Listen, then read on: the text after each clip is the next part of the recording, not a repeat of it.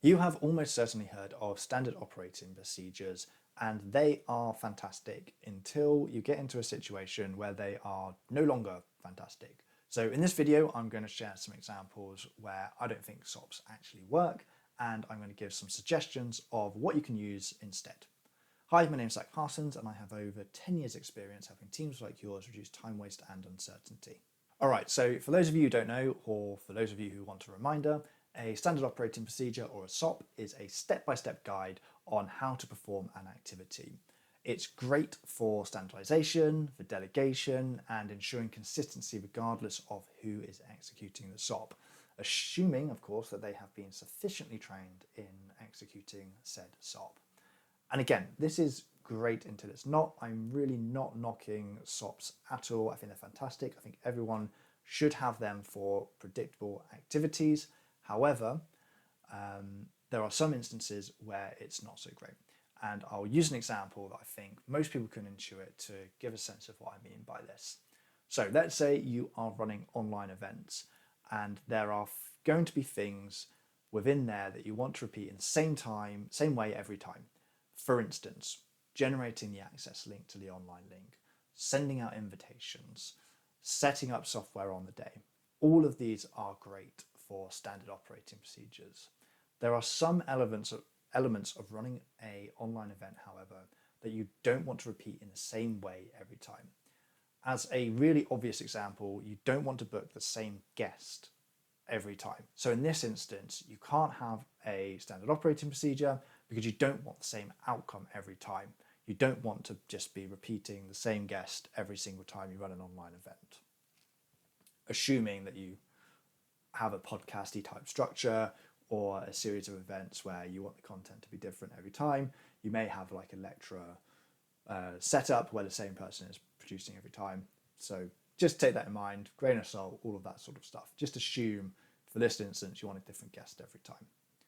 Now, I recognize that, of course, you can standardize elements of approaching guests and onboarding guests. But my point is that there will be parts of the process where you want some levels of conformity so that you stay on brand, but not so much that you get the exact same outcome every time. In this instance, having the same guest every single time you run an event.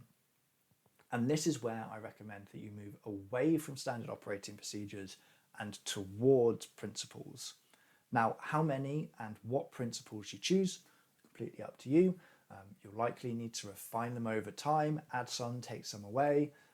But just to give you an example, Joe Rogan has one principle for how he chooses guests, which is whether he's interested in talking to them. And as you can see from Joe Rogan, he has loads of different guests and he has very different outcomes every time he records the podcast, but he still stays on brand, and his brand is, who's this person who I'm interested in talking to, I'm going to talk to them. So I think there's a reasonable amount of just common sense in the idea that if you want different outcomes every time you do something, you can't run the exact same steps every time you do it. However, this also applies when you have unpredictable variances in the input. So in the book Unreasonable Hospitality, there are plenty of examples of this. So in a restaurant, you don't necessarily know who you're going to be serving on any given day or what sort of mood they're going to be in. And some elements of the service can, of course, be systematized. However, it's going to be impossible to know every possible scenario in advance. And when you want to give excellent customer service, you're going to want to be able to think on your feet.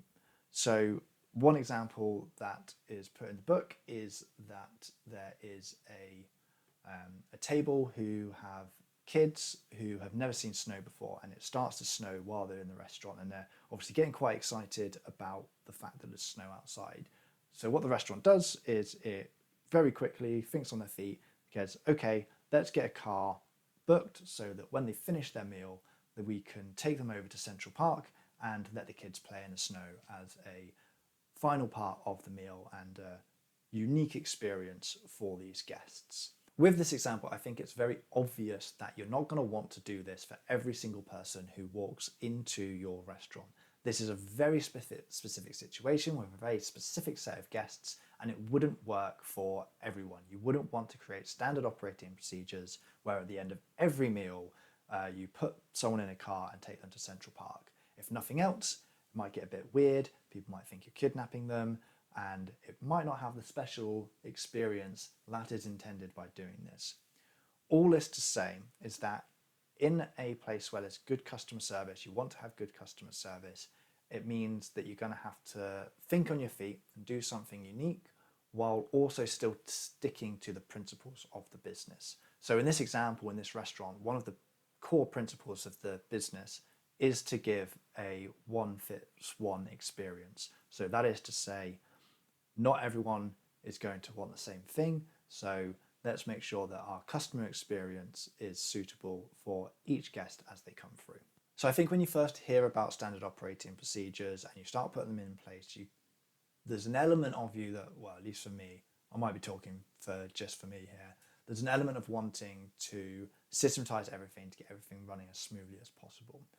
However, if everything has to be quote unquote by the book, then the moment that anything slightly unexpected happens, you're in a complete state of paralysis because there's not a standard operating procedure for it. And this is why principles are so important, is that when there's no instructions, then there has to be a set of principles that guide your decision making and decide the actions of yourself and everyone else in the team.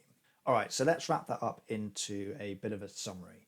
So on the one hand, there are predictable, routinizable activities which lend themselves really well to standard operating procedures. And I would recommend that you seek those out and document them so that they're running the same every time and you get the benefits of the efficiencies of them being executed in the same way every time.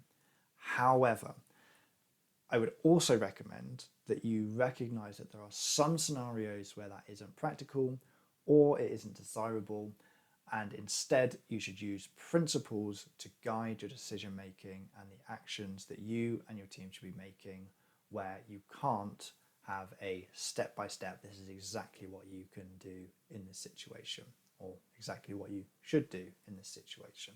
So I hope you found it interesting to hear my reflections on creating standard operating procedures and principles for different types of activities in your business. If you want a book on principles, then I would recommend Principles by Ray Dalio. If you have any thoughts on this, put a comment in the below. Would love to hear about any other team effectiveness content that you'd like me to cover. Maybe you want me to go into a deeper dive of how I create standard operating procedures or how I create principles. I would love to hear from you. Otherwise, hopefully see you in the next video.